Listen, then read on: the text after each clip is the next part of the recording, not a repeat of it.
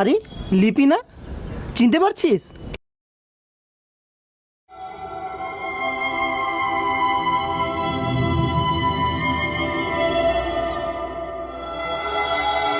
High, I love you, will you marry me? Sorry.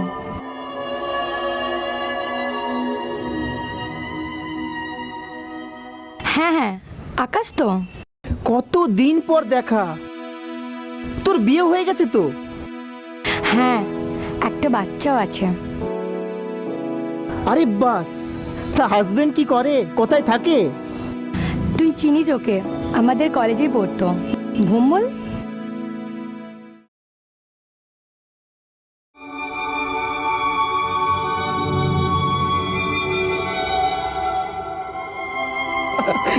Helmet পরে আমার style. Helmet helmet. Helmet.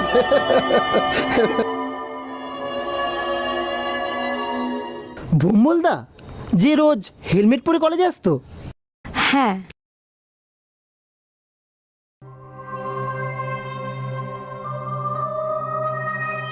একটা কথা ভীষণ জানতে ইচ্ছে করছে রে।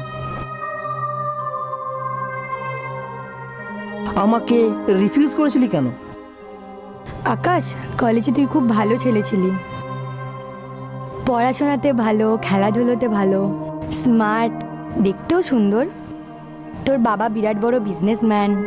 এক কথায় ম্যাক্সিমাম মেয়েরা যেরকম ছেলে পছন্দ করে, তোর মধ্যে সে সব গুণই ছিল। তাহলে ভুম্বলদার মধ্যে কি এমন পেলি যা আমার মধ্যে ছিল না? তোরা যেটা নিয়ে হাসাহাসি করতিস। মানে হেলমেট?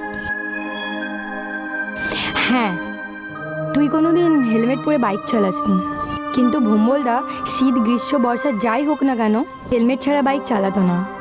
তাই দেখে বুঝেছিলাম ওর মধ্যে একটা দায়বদ্ধতা আছে পরিবারের প্রতি। ও বোঝে ওর জীবনের মূল্য কতখানি ওর পরিবারের জন্য। তাই ওই আমার সঠিক দায়িত্ব নিতে পারবে।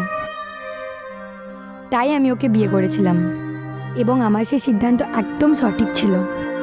ওই দেখ, আমার স্বামী সঠিক সময় আমাকে নিতে চলে এসেছে।